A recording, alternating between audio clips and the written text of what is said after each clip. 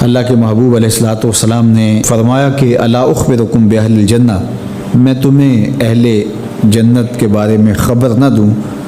تو پھر ارشاد فرمایا الضعفاء المظلومون، جو مسلمان کمزور ہیں، ظلم و ستم سہتے ہیں، تو آقا کریم نے فرمایا کہ وہ اہل جنت ہیں، چونکہ بہت سارے گناہ کا کفارہ ان پر ہونے والے ظلم بن جاتے ہیں۔ اہل ایمان کو دنیا میں جو تکلیفیں پہنچتی ہیں تو ان تکلیفوں کے بدلے میں ان کو اجر دیا جاتا ہے، حتیٰ کہ جو اہل ایمان کے پاؤں میں کانٹا بھی چبھتا ہے اللہ اس کی بھی ان کو جزا عطا کرتا ہے۔ اور ایک حدیث پاک میں آتا ہے کہ اہل بلا کو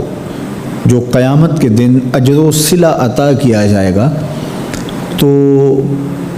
لوگ آرزو کریں گے کاش کہ ہماری کھال اور ہمارا جسم لوہے کی کینچیوں سے کاٹ دیا گیا ہوتا، تو آج جو صلہ اس کا حشر کے روز دیا جا رہا ہے۔ تو حالات میں بعض اوقات اس طرح کی صورت بن جاتی ہے کہ یا آپ ظالم بنیں یا آپ مظلوم بنیں، تو اس وقت مظلوم بننے کو اختیار کر لیجئے گا، ظالم کبھی بھی نہ بنیے گا، چونکہ ظالم کا ٹھکانہ آتش دوزخ ہے اور مظلوم کی جگہ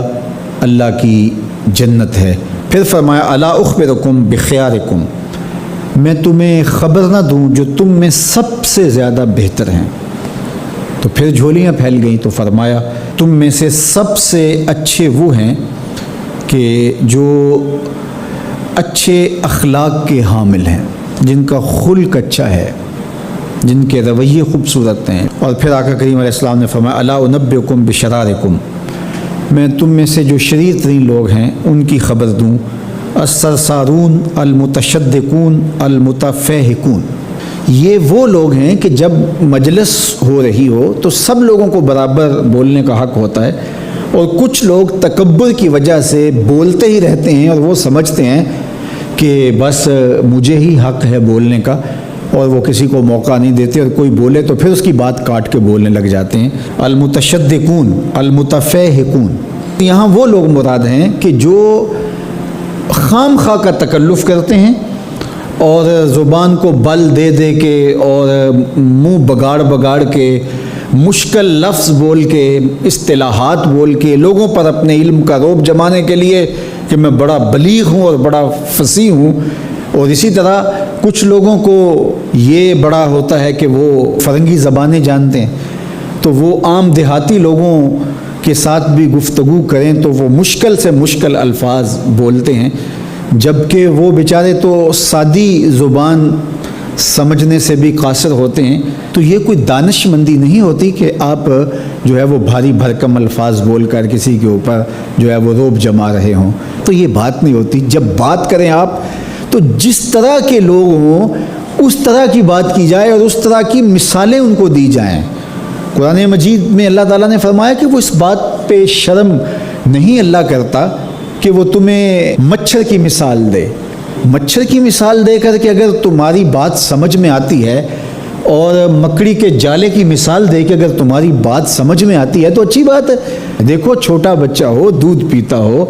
تو اس کو یخنی تو نہیں پلائی جاتی، اس کا معدہ خراب کرنا ہے، وہ برداشت نہیں کر سکتا، اس کو وہ دیا جائے جو وہ برداشت کر سکتا ہے۔ اس لیے آپ کے مخاطبین کس طرح کے ہیں؟ کلم الناس علی قدر عقولہم لا علی عقولکم، میرے اور آپ کے آقا و مولا نے فرمایا جب بات کرو تو لوگوں کے فہم کے مطابق کرو، اپنے فہم اور اپنی عقل کے مطابق نہ کرو۔ علامہ اقبال علیہ رحمہ کی شاعری اور ان کا خوبصورت ادب اگر آپ دیکھیں تو اہل علم کے لیے سوغات ہے، لیکن جب چھوٹے بچوں سے مخاطب ہوتے ہیں تو پہاڑ اور گلہری کے نام سے نظم لکھتے ہیں، جگنوں کے نام سے نظم لکھتے ہیں، اور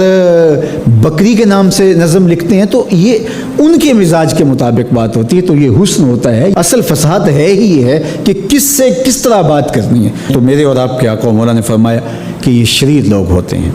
تو اللہ تعالی ہم سب کو اس کی توفیق عطا فرمائے کہ ہم نہ تو اہل دوزخ سے ہوں اور نہ شریروں میں ہمارا شمار ہو۔